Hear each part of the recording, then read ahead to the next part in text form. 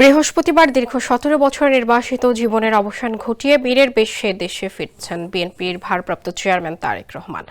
২০০৮ সালের ১১ সেপ্টেম্বর চিকিৎসার জন্য দেশ ছাড়ার পর বৃহস্পতিবার দুপুর ১২টায় বাংলাদেশ বিমানের একটি নিয়মিত ফ্লাইটে হজরত শাহজালাল আন্তর্জাতিক বিমানবন্দরে তার অবতরণ করার কথা রয়েছে। একই সঙ্গে দেশে ফিরছেন তার সহধর্মিণী ডাক্তার জোবাইদা রহমান ও কন্যা ব্যারিস্টার জাইমা রহমান। প্রিয় নেতাকে বরণ করে নিতে উৎসবের আমেজে ভাসছে রাজধানী ঢাকা। বিমানবন্দর থেকে তারেক রহমান সরাসরি কুড়িল বিশ্ব রোড সংলগ্ন ৩০০ ফিট এলাকায় আয়োজিত বিশাল গণসংবর্ধনায় যোগ দেবেন। সোনামণিকে নিয়ে আমি থাকি চিন্তামুক্ত, কারণ আমি ব্যবহার করি এসএমসির স্মাইল বেবি ডায়পার। বিএনপি আশা করছে এই ঐতিহাসিক মুহূর্তে সাক্ষী হতে পারে প্রায় ৫০ লাখ মানুষের সমাগম ঘটবে। সংবর্ধনা শেষে তিনি সরাসরি এফআরকেআর হাসপাতালে যাবেন তার অসুস্থ মা ও সাবেক প্রধানমন্ত্রী বেগম খালেদা জিয়াকে দেখতে।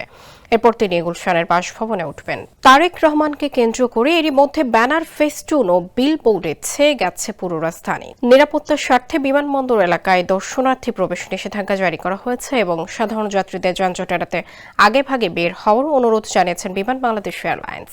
বিএনপির সিনিয়র যুগ্ম মহাসচিব রুহুল কবির রিজভী নেতাকর্মীদের শান্তিপূর্ণভাবে শৃঙ্খলা বজায় রেখে জনসভায় যোগ দেওয়ার আহ্বান জানিয়েছেন।